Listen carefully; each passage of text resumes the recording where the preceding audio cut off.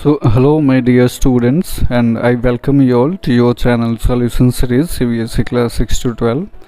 तो कैसे हैं आप लोग? आई होप कि आप लोग अच्छे होंगे and I am also absolutely fine here.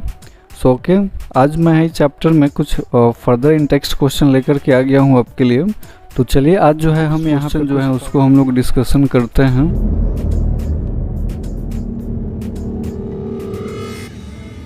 तो बेसिकली जो है जो क्वेश्चन आंसर हम लोग डिस्कस करेंगे आपका जो साइंस बुक का third chapter atoms and molecules, तो इसके हम लोग इंटेक्स्ट क्वेश्चन आंसर जो कि आपके पेज नंबर 40 पे दिया हुआ है, तो इसको हम लोग डिस्कस करने वाले हैं। तो चलिए हम लोग फिर आगे प्रोसीड करते हैं। तो देखिए यहाँ पे सबसे पहले आप ध्यान रखिएगा कि जो फर्स्ट क्वेश्चन दिया हुआ है आपको, इसमें आपको मॉलिक्यूलर मास जो है ये कैलकुलेट करना है। तो देखिए एक्चुअली में आई थिंक कि मॉलिक्यूलर मास निकालने से पहले आपको जो है हर एक एटम का जो एटॉमिक मास है वो याद होना चाहिए, क्योंकि आपको पता है कि जो भी मॉलिक्यूल होते हैं they are consist of atoms. तो एटम्स मिल करके मॉलिक्यूल बनाते हैं। तो अगर आपको मॉलिक्यूल का मॉलिक्यूलर मास निकालना है तो इसके लिए आपको सबसे पहले उसके जो कॉन्स्टिट्यूएंट एटम्स हैं ना उनका एटॉमिक मास आपको पता होना चाहिए। तो अगर आपको याद है तो फिर ये क्वेश्चन आपके लिए एकदम हलवा है, आप काफ़ी आसानी से इसको सोल्व कर सकते हैं। तो चलिए देखते हैं।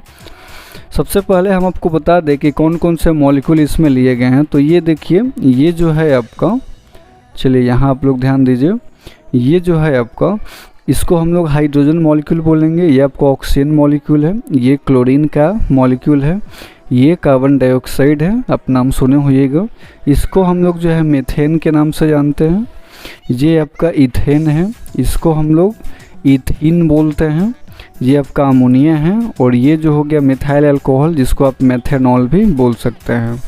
तो आपको पहले मैंने इंट्रोड्यूस करा दिया कि जो जो मॉलिक्यूल्स हैं जिसका मॉलिक्यूलर मास निकालना है आपको पहले उसका नाम पता होना चाहिए। तो देखिए सबसे पहले हम यहाँ पे हाइड्रोजन के मॉलिक्यूलर मास की अगर बात करें तो आपको पता है कि हाइड्रोजन के एक मॉलिक्यूल में इसके 2 एटम हैं। तो आपको क्या करना है कि सबसे पहले 2 इंटू जितने एटम हैं, 2 एटम है तो 2 इंटू, अब एक एटम, एक हाइड्रोजन एटम का जो एटॉमिक मास होता है कितना होता है, 1 U होता है। तो 2 इंटू 1 U कर दीजिए तो ये 2 U, तो यही आंसर हो गया। नेक्स्ट अब हम लोग ऑक्सीजन मॉलिक्यूल की बात करें तो ऑक्सीजन के एक मॉलिक्यूल में ऑक्सीजन के 2 एटम जो है वो एग्जिस्ट करते हैं।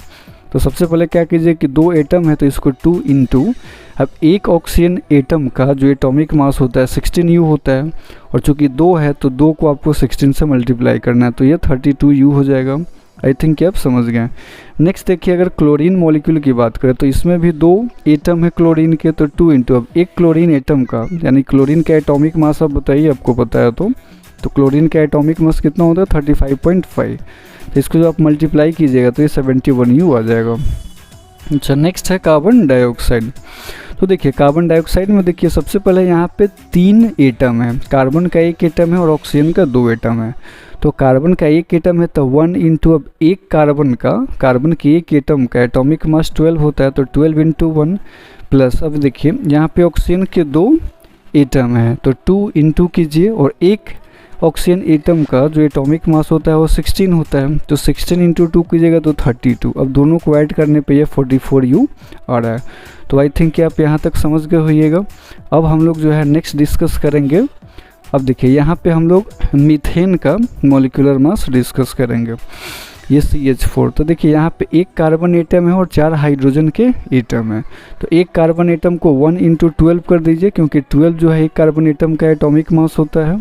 तो 12 1 इंटू 12 U प्लस, अब देखिए ये 4 है तो 4 इंटू, एक हाइड्रोजन का एटॉमिक मास 1 U, दोनों को ऐड करने पे क्या आएगा 16 U। तो आई थिंक कि आप समझ गए होइएगा।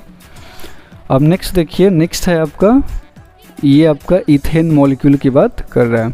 तो देखिए यहाँ पे 2 कार्बन एटम है और 6 हाइड्रोजन एटम है, तो 2 इंटू कर दीजिए इसको, 2 इंटू, अब यहाँ पे एक कार्बन एटम का जो एटॉमिक मास होता है वो 12 तो 12 इंटू 2, अब प्लस ये 6 है तो 6 इंटू 1 हाइड्रोजन का 1 U, तो ये मल्टीप्लाई कीजिए 24, 12 इंटू 2 24, 6 इंटू 1 6 U, दोनों को ऐड करने पे 30 U आपको आंसर दे देगा।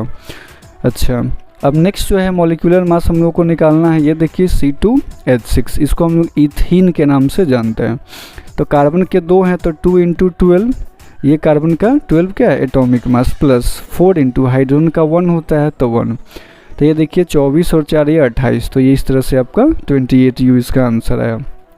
नेक्स्ट देखिएगा, नेक्स्ट हमको अमोनिया का डिस्कशन करना है।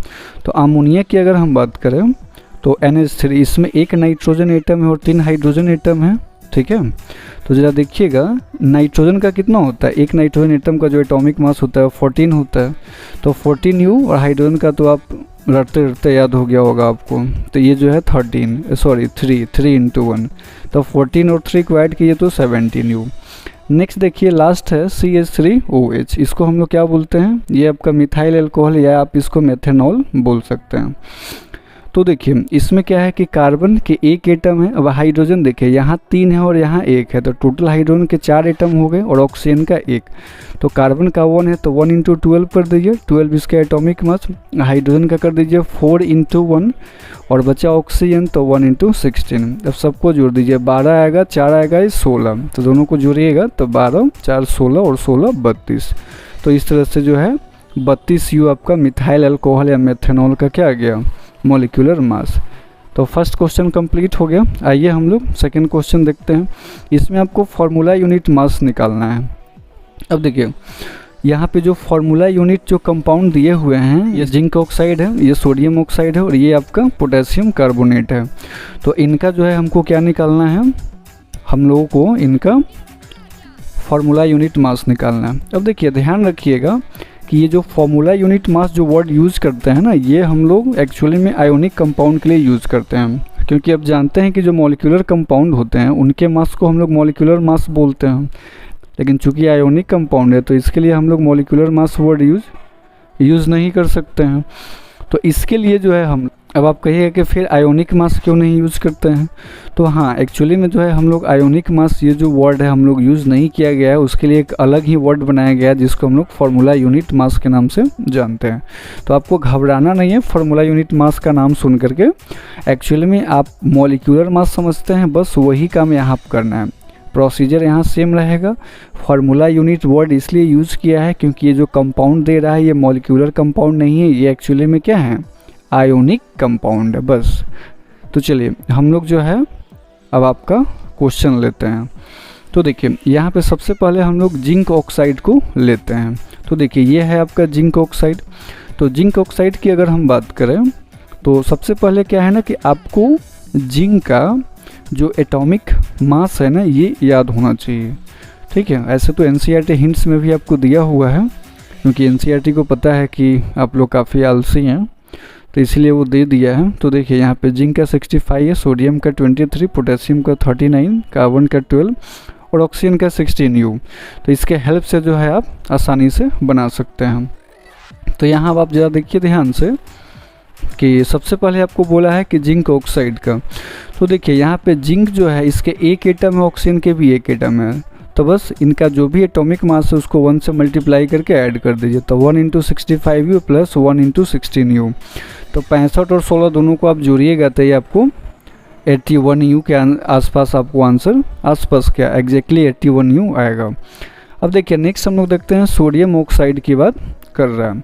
तो सोडियम ऑक्साइड की अगर हम बात करें तो यहाँ पे सोडियम के 2 एटम हैं, तो 2 × 23 कीजिए क्योंकि सोडियम का 23 होता है एटॉमिक मास।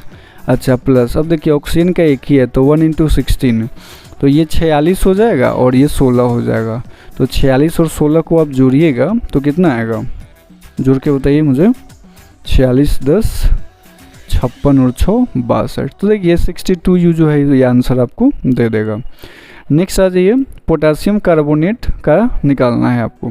तो देखिए पोटेशियम के 2 हैं एटम, कार्बन के 1 है और ऑक्सीजन के 3 है, तो बस 2 को मल्टीप्लाई कर देना है किससे, एक पोटेशियम का जो एटॉमिक मास है 39, तो 2 × 39 प्लस यहाँ कार्बन का 1 है तो 1 × 12 और ऑक्सीजन का 3 है तो 16 × 3।